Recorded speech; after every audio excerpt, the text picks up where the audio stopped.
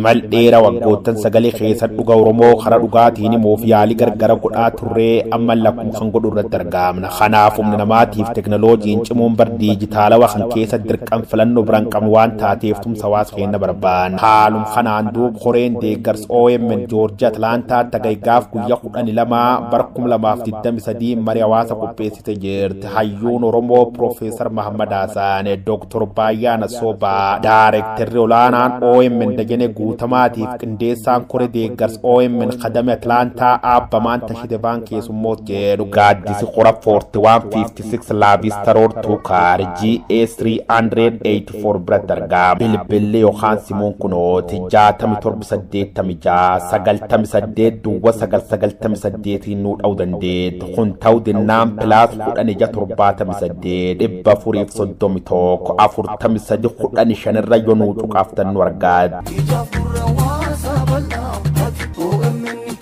Agay guyyaa 11 jimaat barri 2023 yoo yark fuunee waliin badhaadha jecha Oromiyaa miidiyaa neetwoork irra oduu ijoota isaati sanaaf walitti guduunfannisan deemna. Namni ijoo hadhatanisan timuu jiru kunan guyyaa waaroo abba jirmaati. Lol dhiyeen kan mootummaa naannoo Amaaraa keessa gaggeeffama jiruun hidhattooti faannoo Amaaraa opereeshinii raayyaan ittis biyya Itoophiyaa irrabban baqachuun aanaalee lixa Oromiyaa Horoo Guduruuf Wallagga baqacha jiraachuu maddeen Oromiyaa miidiyaa neetwoorkitti himan. Akka jiraataan aanaa Abbee Dongoroo tokko jedhu duuba hidhattooti faannoo lakkoofsaan baay'ee ta'an guyyoottan sadeen darban kan kee bakka adda Tulluu Gaana jedhamtu qubachuu isaanii qubqab jedha. Dhimma kan ilaalchisuun qaamolee nageen mootummaa kan naannoo sun jiraniif eeruun namtulle deebii quubsan argannee jedhaan lakkoofsi hidhattoota kana dhuugtaachuu ka dubbatu uummati lafa qoona amma bifa damootiin baanii looniif bushaayee uummata irratti saamicha gaggeessa jiran jechuun himaatu. Hidhattooti garee finxaaliyyi faannoo Amaaraa waggoottan sadeen darban aanaalee daangaa godinoota Wallagga lamaan weeraruun lubbuu lammiilee nagaa akka baalaatti harcaasuun isaanii ni yaadatama.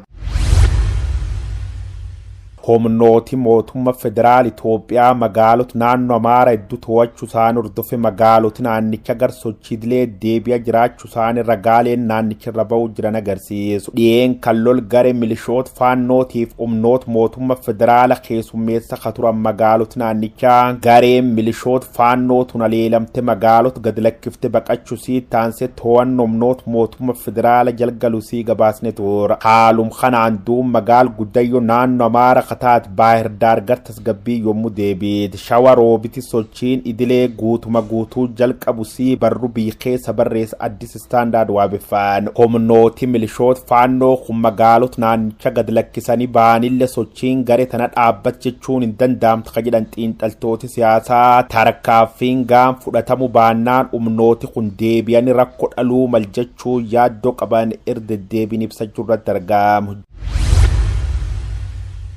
Oromiyaa yoo deebin immoo jiddu galeessa Oromiyaa godin Shawaa Lixaanaalee Kamboo Cophii Gindabaratiif Filfataa Daanoo Liiban Jawwii Ilu Galaaniif Miidhaqanyiifa keessatti hidhattooti mootummaa Itoophiyaa uummata nagaa jimlaan fixa jiruu jedhaan bobba waraana kadhiyeen kan mootummaan jimlaan garasi gaggeessa jiru maatiin qonnaan bultoota baay'een jimlaan ijjeefamuu hidhamuuf saamicha kakkaa gaggeeffama jiraachuu jiraattoti bilbilaan OMN'tti Khammale daa'im diqqayya dhiyoo dhala dabalate maatiin jimlaa waajjira poolisiitiif manneen hidhaa keessa guurama jiruu jedhan. Aanaalee godin Shawaa Lixa kanneen keessatti uummati lafa hariiroo waraan bilisummaa Oromoo waliin qabdan jedhamuun darar walirra hin cinneef akka saaxilamuu jalqabanii waggooti ammaan tallaaqamuu jiru.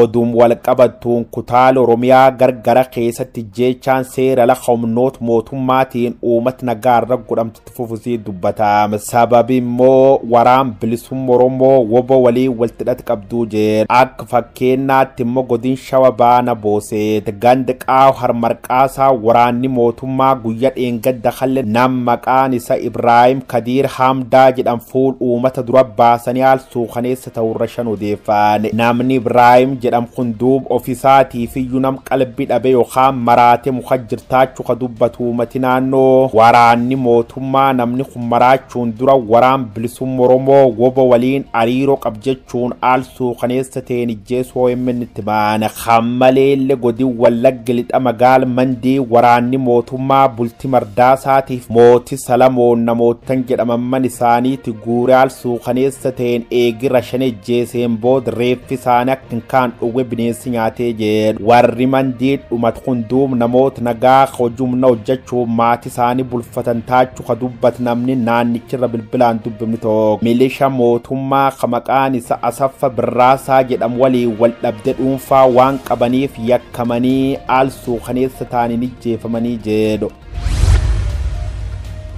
Oromiyaa kutaalee gargaraa hordoftoota amantaa Ortodoksii Phaaphaasota mana amantaa Ortodoksii Tawaahidoo Itoophiyaatiin gar kutaalee lallab Oromiyaa akka akkaatti argaman mormuun hiriir nagaa gaggeessuu irratti argamu. Hacuucaan qaamolee nageen mootummaa Itoophiyaatiin Phaaphaasota sabaaf sablammoota irra godhamuu jiran maachaa dhufu kaiman hordoftoota amantichaa hordoftoota amantichaatiif lallabdooti sababa abbootii fedhii isaanii malee muudaman kan mormaniif hidhaman akka gad lakkifamaniif gaafachuu jiru. Wal dhibdee mana amantaa Ortodoksii Tawaahidoo Itoophiyaa keessatti uumamteen abbootiin Tigraay Cheerchi walaba kamata isaanii hundeeffachuun kophaayyuu adbaata. Oromiyaa garuu sababoota akka akkaatiin ukkaanfamte rakkoof saaxilamu si dubbatamaa oduun ijoo tasaate tanaaf walti guduunfanna ganuum. Hawaasa Oromoo Ameerikaa kutaa bulchiinsa Joorjiyaa magaalaa Atlaantaa jiraatan maraaf hawaasni Oromoo Ameerikaa kutaa bulchiinsa Joorjiyaa hagayya 12 bara 2023 waaree booda sa'aatii 3 irraa jalqabuun sagantaa tumsa OMN qopheessanii jiru. Deeggarsa miidiyaa uummataa OMN kanarratti uummanni Oromoo Ameerikaa kutaa bulchiinsa Joorjiyaa fi naannoo ishee jiraatu hunduu affeeramtanii jirtu. Keessummoonni sagantaa kanarratti argaman Profeesar Muhammad Hasan, Dr. Bayana Sobam, Amanta Hitefi, Director Onana OMN Dajane Gutamatin, Teson Daventry by Hilton Hotel 4156 La Vista Road, Prakar, Georgia. Odefano Debaratative Lakoisa Blakana correct Nestu Saganti Chak Namudan Desom. Waltane Wali Hatano, Media Kamno Hajab Efandom, correct Nestu Saganti Cham, Georgia, USA.